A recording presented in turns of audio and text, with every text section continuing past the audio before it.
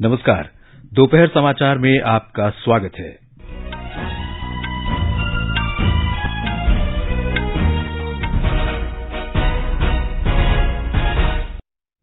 मुख्य समाचार। प्रधानमंत्री नरेंद्र मोदी ने कहा, भारत का श्री अन्न अभियान 2.5 करोड़ छोटे किसानों के लिए वरदान साबित होगा। श्री मोदी ने नई दिल्ली में अंतर्राष्ट्रीय मोटा अनाज सम्मेलन का उद्घाटन किया। केंद्रीय मंत्री अमित शाह ने कहा, वैश्विक डेयरी क्षेत्र में भारत की हिस्सेदारी अगले दशक में 33% तक बढ़ जाएगी। भारत की G20 अध्यक्षता के तहत स्टार्टअप 20 संपर्क समूह की दूसरी बैठक सिक्किम की राजधानी गैंगटोक में शुरू हुई। राष्ट्रीय हरित अधिकरण ने ब्रह्मपुरम अपशिष्ट संयंत्र में लापरवाही के कारण आग लगने पर कोच्चि नगर निगम पर 100 करोड़ रुपए का जुर्माना लगाया। और खेलों में ट्रीसा जॉली और गायत्री गोपीचंद आज दोपहर बाद ऑल इंग्लैंड बैडमिंटन चैंपियनशिप में महिला डबल्स सेमीफाइनल खेलेंगी।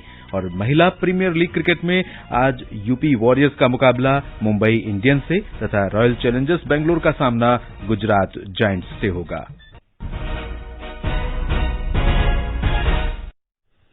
दोपहर समाचार के साथ मैं देवेंद्र त्रिपाठी। प्रधानमंत्री नरेंद्र मोदी ने कहा है कि श्री अन्न से देश के 2.5 करोड़ छोटे किसानों को लाभ होगा और हमारी ग्रामीण अर्थव्यवस्था सुदृढ़ होगी।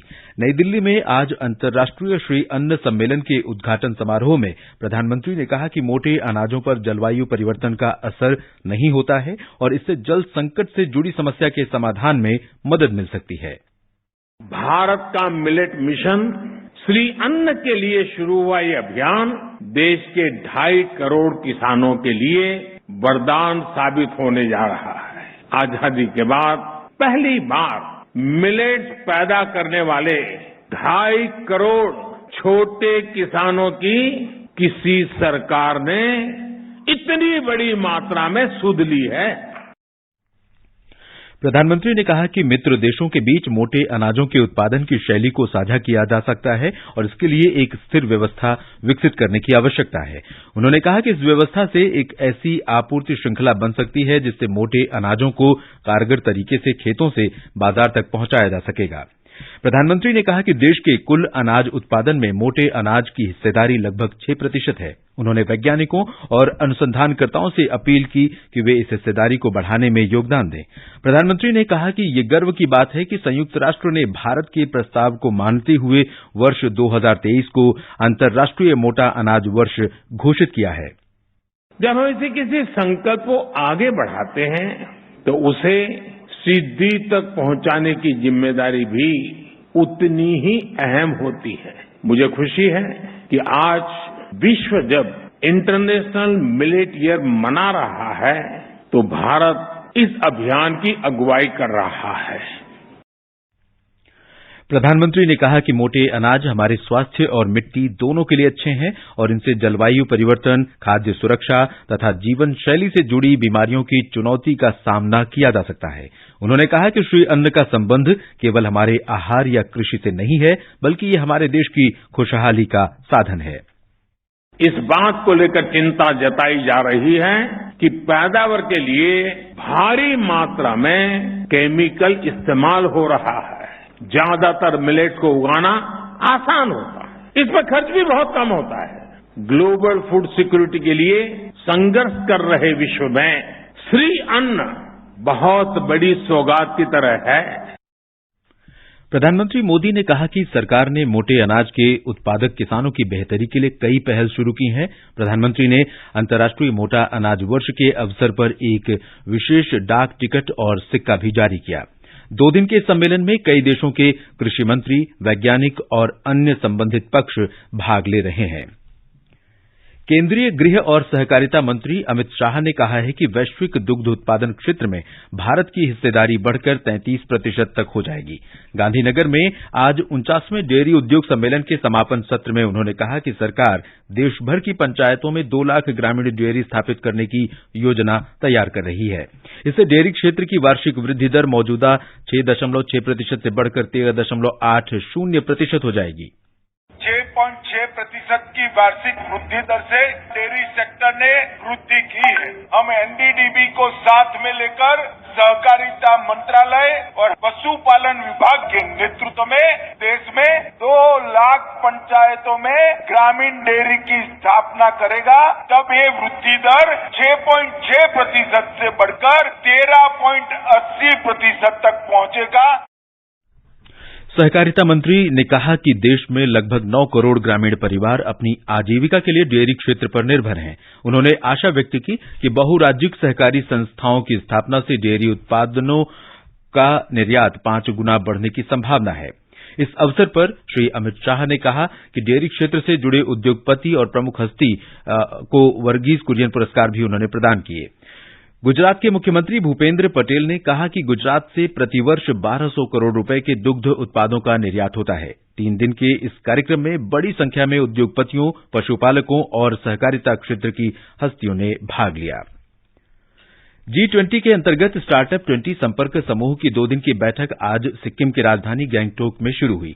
इस समूह का उद्देश्य दुनिया भर की स्टार्टअप व्यवस्था को परस्पर जोड़ना और हर देश को अपनी आवश्यकता के अनुरूप स्टार्टअप की व्यवस्था की स्वतंत्रता देना है। राज्य के मुख्यमंत्री पीएस तमांग ने बैठक के उद्घाटन सत्र में कहा कि ये बैठक दुनिया भर में स्टार्टअप को परस्पर जोड़ने का एक उपयुक्त अवसर है, क्योंकि विश्व समुदाय को नवाचार, डिजिटलीकरण, गतिशील ऊर्जा और तकनीकी सफलताओं की आवश्यकता है। श्री तमांग ने कहा कि स्टार्टअप इंडिया की केंद्र सरकार की पहल से भारत रोजगार चाहने वाले देश के स्थान पर रोजगार सृजित करने वाला देश बन रहा है। उन्होंने ये भी कहा कि भारत को स्टार्टअप की दृष्टि से तीसरे स्थान पर लाने में राष्ट्रीय ऋण guarantee trust company, startup India, seed fund scheme, भारतीय लघु उद्योग विकास बैंक और स्टार्टअप इंडिया हब की भूमिका महत्वपूर्ण रही है। श्री तमांग ने कहा कि राज्य सरकार सिक्किम मणिपाल विश्वविद्यालय में अटल नवाचार मिशन के तहत इंक्यूबेशन सेंटर की स्थापना और एक परिवार एक उद्यमी जैसी स्कीमों के माध्यम से स्टार्टअप से जुड़ी समस्याओं का समाधान करना संभव है। इस अवसर पर वाणिज्य और उद्योग राज्य मंत्री ने कहा कि केंद्र सरकार पूर्वोत्तर क्षेत्र के विकास के लिए प्रतिबद्ध है और इसमें सिक्किम में स्टार्टअप व्यवस्था को मजबूत करना भी शामिल है। उत्तराखंड में G20 शिखर बैठक 28 से 30 मार्च तक रामनगर में आयोजित होगी। बैठक में अमेरिका और जापान सहित 100 देशों के प्रतिनिधि शामिल होंगे। उत्तराखंड के मुख्यमंत्री पुष्कर सिंह धामी ने कल अपने कैंप कार्यालय में बैठक की तैयारियों का जायजा लिया। उन्होंने कहा कि ये बैठक उत्तराखंड की समृद्ध सांस्कृतिक विरासत, पर्यटन और जैव विविधता से दुनिया का साक्षात्कार कराने का एक अवसर है। मुख्यमंत्री ने संबंधित अधिकारियों को बैठक के सभी प्रबंध समय से पूरे करने का निर्देश दिया। इस बीच शिखर बैठक की तैयारियां तेज कर दी गई हैं, अतिक्रमण हटाए जा रहे हैं और चौराहों को सुंदर बनाया जा रहा है। ये समाचार हमारी वेबसाइट newsonair.com/hindi और हमारे mobile app news on AIR पर भी उपलब्ध हैं। दोपहर समाचार में आपका फिर स्वागत है। राष्ट्रीय हरित अधिकरण ने केरल में कोच्चि में ब्रह्मपुरम अपशिष्ट संयंत्र स्थल पर आग लगने की घटना के लिए कोच्चि नगर निगम को दोषी मानते हुए 100 करोड़ रुपए का जुर्माना लगाया है। न्यायमूर्ति आदर्श कुमार गोयल की अध्यक्षता वाली पीठ ने नगर निगम से कूड़े के ढेरों में आग लगने के कारण लोगों को हो रही स्वास्थ्य समस्याओं का समाधान करने को भी कहा है। इस महीने की 2 तारीख को कोच्चि में कचरा स्थल पर आग लगने का मामला केरल उच्च न्यायालय में भी पहुंच गया। आग लगने के बाद स्थानीय लोगों को घर में ही रहने को कहा गया था और अस्पतालों से आपात व्यवस्था की तैयारी करने का अनुरोध किया गया था। राष्ट्रपति द्रौपदी मुर्मू एक दिन के दौरे पर तिरुवनंतपुरम से कन्याकुमारी पहुंची। राष्ट्रपति ने विवेकानंद मेमोरियल हॉल का दौरा किया और ध्यान केंद्र में ध्यान लगाया। तमिलनाडु के राज्यपाल आरएन रवि और प्रौद्योगिकी मंत्री मनो थंगराज भी इस अवसर पर उपस्थित रहे। राष्ट्रपति ने विवेकानंद केंद्र परिसर में रामायण प्रदर्शनी सभागार का दौरा किया और भारत माता मंदिर में प्रार्थना की। इसके बाद वे लक्षद्वीप जाएंगी। कल राष्ट्रपति कवरत्ती में स्वयं सहायता समूहों से संवाद करेंगी और इसके बाद बंगाराम द्वीप के लिए प्रस्थान करेंगी। राष्ट्रपति मुर्मू 21 मार्च को कोच्चि होते हुए नई दिल्ली लौटेंगी। राष्ट्रपति मुर्मू 6 दिन के लिए केरल, तमिलनाडु और लक्षद्वीप के दौरे पर हैं। केंद्रीय मंत्री अनुराग सिंह ठाकुर ने मीडिया का आह्वान किया है कि फर्जी खबरों और भारत विरोधी पूर्वाग्रहों से निपटने के लिए प्रभावशाली तंत्र सृजित करें। उन्होंने कहा कि भारत में लोकतंत्र का चौथा स्तंभ मजबूत और उज्जवल है और भारत को विश्व गुरु बनाने की दिशा में मीडिया कंधे से कंधा मिलाकर काम कर रहा है। श्री ठाकुर आज कोच्चि में मलयालम दैनिक समाचार पत्र मातृभूमि के शताब्दी समारोह के समापन सत्र को संबोधित कर रहे थे। श्री ठाकुर ने कहा कि भारत में लोकतंत्र कृत्रिम रूप से प्रत्यारोपित नहीं है, बल्कि लोकतंत्र हमारे देश का अभिन्न और अटूट हिस्सा है। केरल के मुख्यमंत्री पिनराई विजयन ने समापन समारोह का उद्घाटन किया। तेलंगाना राज्य लोक सेवा आयोग ने 3 भर्ती परीक्षाएं रद्द कर दी हैं।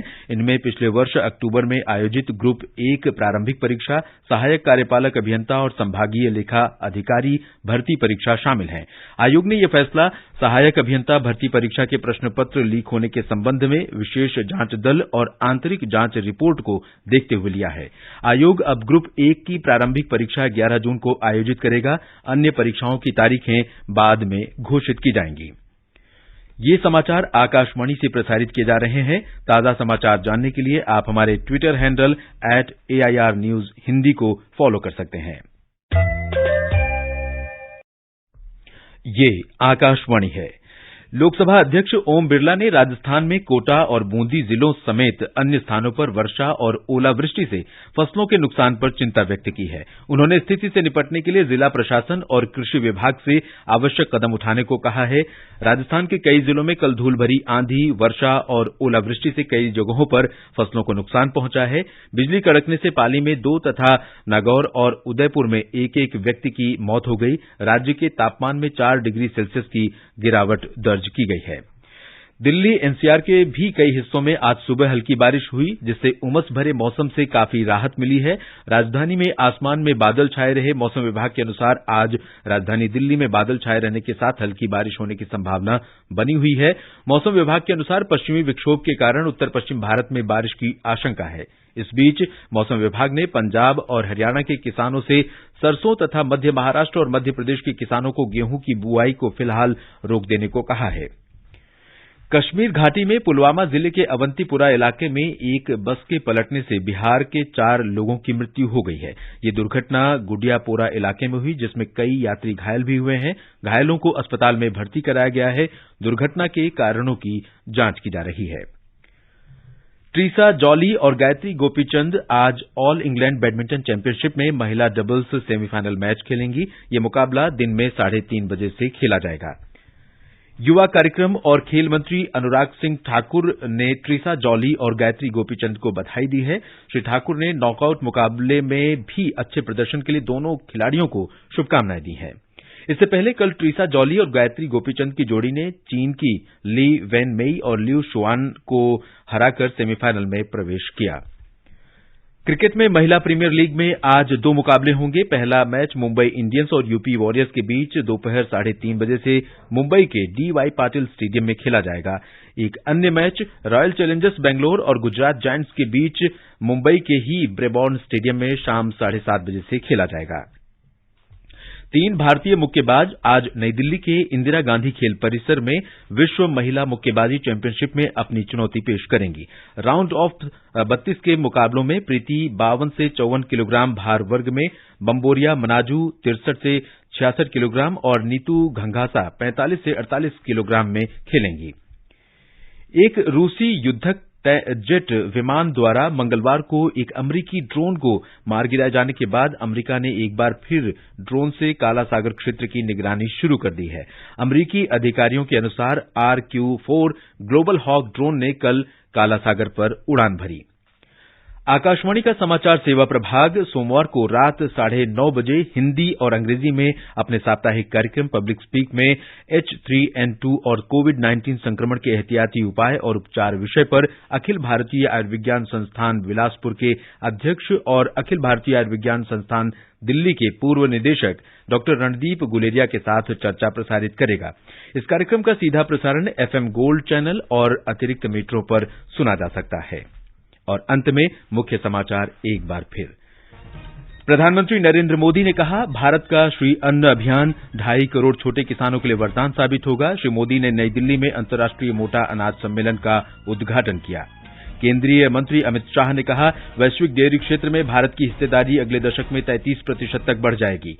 भारत की G20 अध्यक्षता के तहत स्टार्टअप 20 संपर्क समूह की दूसरी बैठक सिक्किम की राजधानी गैंगटोक में शुरू हुई। राष्ट्रीय हरित अधिकरण ने ब्रह्मपुरम अपशिष्ट संयंत्र में लापरवाही के कारण आग लगने पर कोच्चि नगर निगम पर 100 करोड़ रुपए का जुर्माना लगाया। और ट्रीसा जॉली और गायत्री गोपीचंद आज दोपहर बाद ऑल इंग्लैंड बैडमिंटन चैंपियनशिप में महिला डबल्स सेमीफाइनल खेलेंगी। इसके साथ ही दोपहर समाचार का ये अंक समाप्त हुआ। नमस्कार।